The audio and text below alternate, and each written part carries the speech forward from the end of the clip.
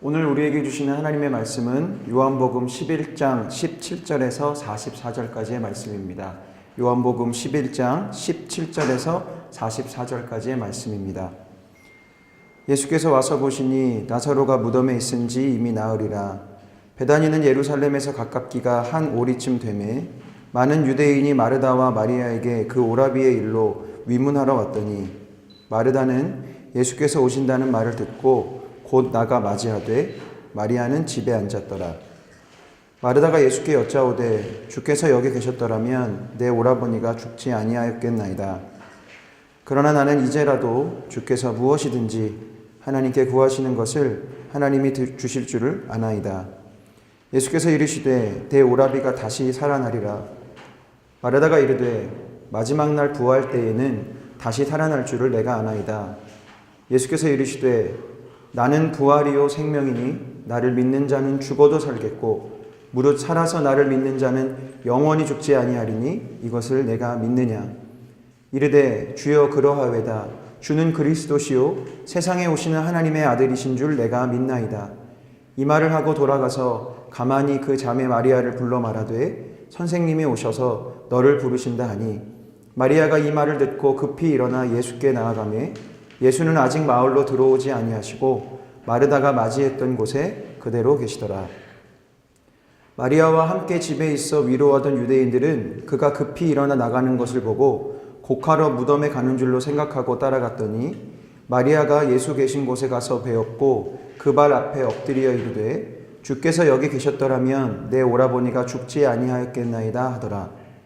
예수께서 그가 우는 것과 또 함께 온 유대인들이 우는 것을 보시고 심령에 비통히 여기시고 불쌍히 여기사 이르시되 그를 어디에 두었느냐. 이르되 주여 와서 보옵소서 하니 예수께서 눈물을 흘리시더라.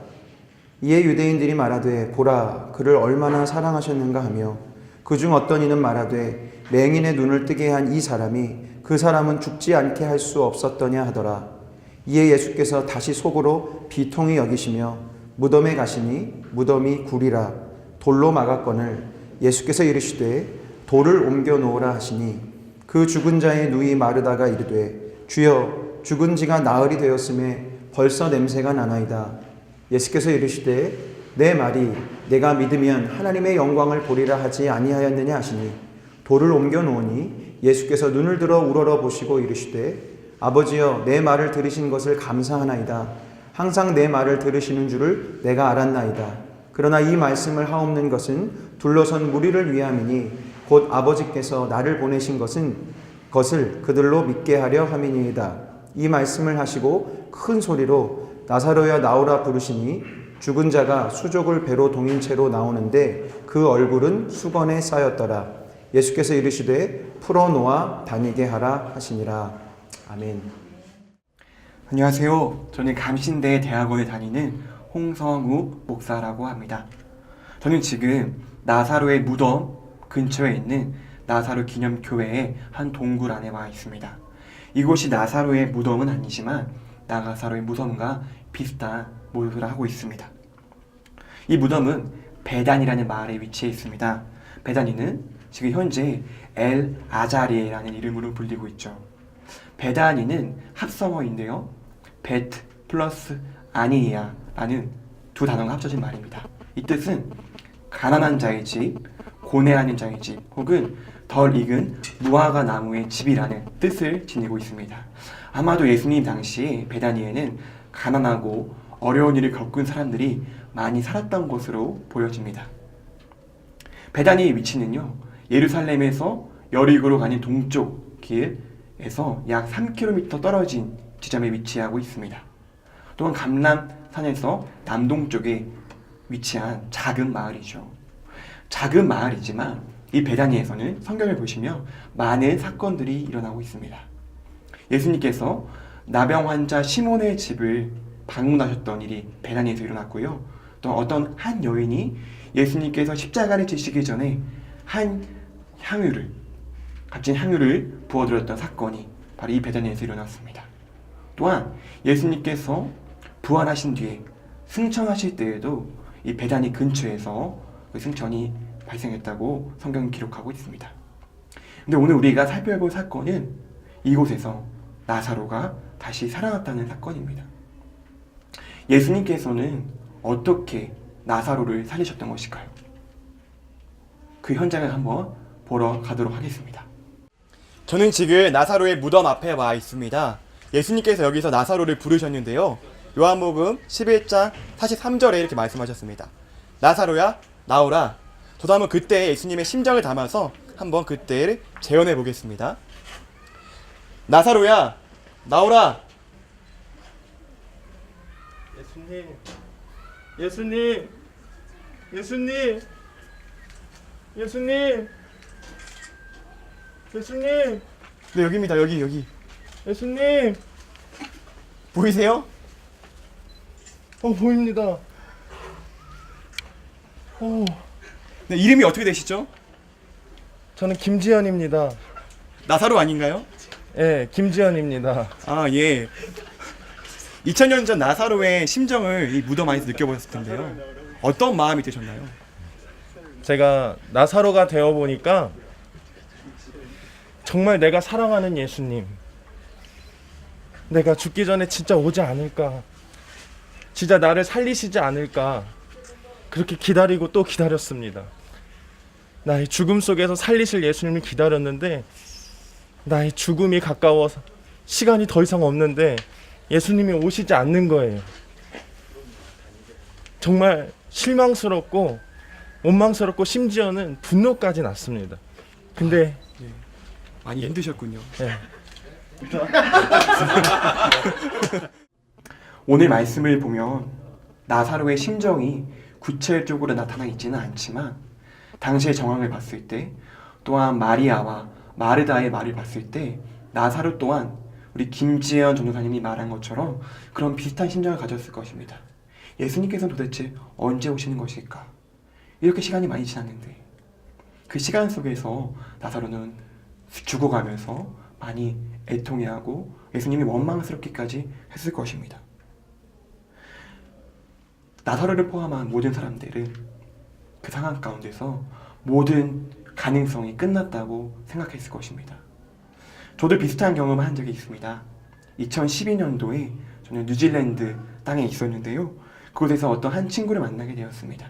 현지인 친구였는데 그 친구가 얼마나 한국을 사랑하고 한국 사람들을 좋아했는지 김사랑이라는 한국 이름까지 만들었던 친구였습니다.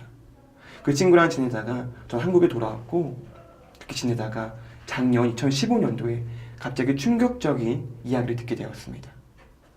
김사랑이라는 한국 이름을 가진 현지인 친구가 심장마비로 죽었다는 소식이었습니다. 그 소식을 접하고 저는 아무것도 할 수 없었습니다. 뉴질랜드라는 곳은 한국으로부터 비행기를 타고 직항으로 가도 11시간 이상이 걸리는 곳이고 거리로 따져도 6,200마일이 넘는 약 10,000km가 넘는 곳에 떨어진 곳입니다. 제가 그쪽으로 바로 갈 수 없는 상황이었죠. 또한 무엇보다도 죽은 친구를 다시 살릴 수는 없는 상황이었습니다. 저는 그런 시간적, 공간적 죽음의 한계 가운데서 아무것도 할 수 없었죠. 하지만 오늘 말씀에서 예수님께서는 그렇지 않으셨습니다. 모든 사람들이 가능성이 끝났다고 생각했을 때, 이미 시간이 지나버렸다고 생각했을 때 예수님은 그 한계 가운데 갇히지 않으셨습니다. 오늘 말씀을 보면 나사로가 죽은 지 나흘이 지났다고 하고 있습니다. 즉 죽은 지 4일이 지난 것이죠. 이것은 당시 의학적이고 종교적인 차원에서 모든 다시 살아날 가능성이 없어진 상황을 의미하고 있습니다. 당시의 그런 풍습을 보면요, 장례 문화를 보면 팔레스타인 지역이 너무 덥기 때문에 사람이 죽으면 그 당일날 장례를 하게 됩니다. 24시간 안에 시신을 매장하는 것이죠. 또한 당시의 민간 신앙에 따르면 죽을 사람의 영혼이 3일 안에 다시 돌아와서 그 영혼이 시신 안으로 들어갈 수 있다는 그런 믿음이 있었습니다. 그런 점에서 요한계시록을 보면 죽은 사람이 죽었는지 확인하기 위해서 3일 반 동안을 매장하지 못하도록 한다는 말씀이 요한계시록 11장에 기록되어 있습니다. 그러므로 나사로가 죽은 지 3일이 지나서 4일이나 되었다는 것은 나사로가 완전히 죽었다는 것을 의미하고 있죠. 예수님이 그러한 상황에서 나사로를 살리신 것입니다. 모든 사람들이 죽었다고 생각했을 때, 아무런 가능성이 없다고 생각하셨을 때, 그때 예수님께서는 기적을 일으키신 것입니다. 마르다와 마리아 또한 유대인들은 모두 과거에 얽매여 있었습니다. 그들이 하는 말을 보면 모두 과거 시제를 사용합니다. 마리아와 마르다는 똑같이 이런 말을 합니다. 주님께서 만약 여기 계셨더라면 우리 오라버니가 죽지 아니하였을 것입니다. 과거를 쓰고 있죠. 또한 유대인들도 말합니다. 이 사람이 나사로를 죽지 않게 할 수 없었더냐. 모든 사람들은 과거 시제에 갇혀 있습니다. 이미 죽었다는 그 사실에 갇혀 있습니다. 하지만 예수님께서는 이렇게 말씀하셨죠. 나는 부활이요 생명이다. 과거 시제를 말씀하시지 않았습니다. 나는 부활이었고 생명이었다 하시지 않았습니다. 또 마지막에 말씀하실 때도 나사로야 나오라 하신 말씀은 과거도 아니었고 미래도 아니었습니다. 현재 말씀하신 것이었습니다. 여러분, 예수님의 기적이, 예수님께서 나사로를 살리신 이 기적이 과연 과거에 끝나버린 사건이었을까요? 우리에게는 아무런 상관이 없는 과거에 기록된 그런 사건으로 끝나버린 것일까요? 예수님은 지금도 말씀하십니다. 나는 지금도 여전히 부활이요 생명이다. 지금 현대사회를 살아가는 사람들은, 한국 땅에 살아가는 사람들은 이렇게 생각하는 사람들이 많이 있는 것 같습니다. 지금은 더 이상 기적이 일어나는 때가 아니야. 이 땅에서 기적을 볼 수 있다고?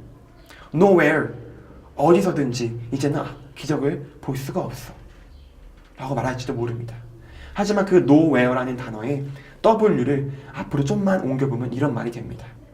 Now, here, 지금, 여기. 지금 여기에서 여전히 예수님은 우리의 부활이시고 생명이 되십니다. 어떤 것이 기적일까요? 무엇이 기적일까요? 죽어야 했던, 이미 죽었던, 죄로 인해서 죽었던 우리가 예수님의 십자가로 인해서 살아난 사건, 새 삶을 얻은, 새 생명을 얻은 사건, 그리고 매일매일 주님의 생명으로 살아가는 것이 바로 기적이 아닐까요? 2000년 전 나사로만이 기적의 주인공이 아니라 오늘날에 살아가는, 지금 이 땅에 살아가는 우리들도 예수님을 믿어서, 부활이요 생명이신 예수님을 믿어서 기적의 주인공이 되기를 간절히 소망합니다.